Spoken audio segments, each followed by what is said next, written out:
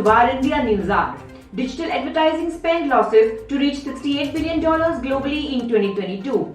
The loss of the value of digital advertising spend due to fraud is going to touch $68 billion globally in 2022, rising from $59 billion in 2021. The Juniper Research new study, Digital Advertising Fraud, Key Trends, Competitor Landscape and Market Forecast 2022-26 found that those advertising in the US will potentially suffer the most in financial loss due to fraudulent activity, with total losses in the US expected to surpass $23 billion in 2022. The comprehensive research identified the top 5 countries most impacted by advertising fraud, which together account for 60% of global losses are US, Japan, China, South Korea and UK together account for 60% of global digital advertising spend losses.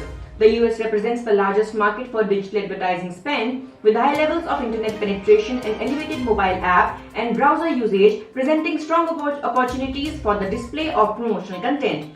The researchers urged digital advertisers targeting these 5 key markets to form strategic partnerships with ad fraud detection and prevention vendors capable of distinguishing between valid and fraudulent advertising traffic that provides no return on ad spend. Research author Scarlett Woodford remarked, with the US representing such a significant market in terms of advertising spend, campaigns in North America will undoubtedly attract the attention of fraudulent players. This will lead to unprecedented innovation in fraud tactics within the US, with advertisers demonstrating a greater requirement for fraud detection and mitigation services. In response to the rising threat of ad fraud, the report urges digital advertisers targeting these 5 markets to form strategic partnerships with ad fraud detection and prevention vendors capable of distinguishing between valid and fraudulent advertising traffic that provides no return on ad spend. The most successful ad fraud detection tools will harness machine learning algorithms to compare advertising traffic with previously observed verifiable baseline data, said the report. As a result, the report urges advertisers to adopt fraud and mitigation solutions to maximize return on ad spend through the early detection of new fraud tactics. Let's look into today's headlines in VARINDIA. SC appointed committee submits interim report for Pegasus. The expert committee appointed to look into the Pegasus row, where Israeli spyware was allegedly used to snoop on politicians, journalists, judges and government officials, has sought more time to complete its investigation. The top court had appointed the committee in October last year amid a huge political uproar. So far, at least 13 people have deposed before the committee. The panel headed by Justice retired Ravindran has already submitted its interim report in the Supreme Court, which is likely to consider it soon.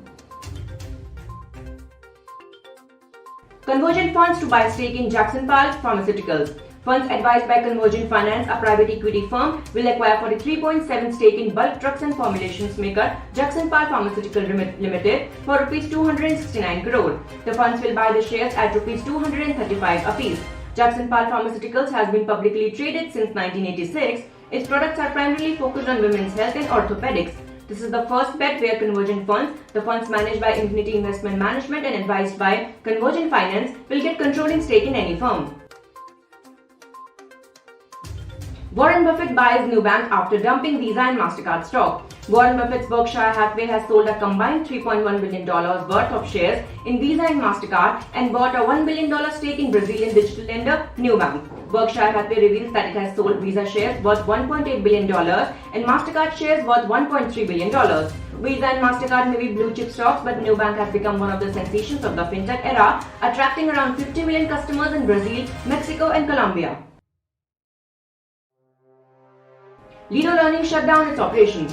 Lido Learning, the tech startup backed by Ronnie Screwvala, has shut down its operations. Lido Learning's assistant marketing manager Rishabh Kumar had also posted a note on LinkedIn about the same. The Mumbai-based startup had also announced its entry into the US and Canada during September last year and was planning to expand into India and overseas with the new funds. The company used to offer light online tuition classes to students between classes KG to class 9 in math, science, English and coding from CBSE and ICSE boards.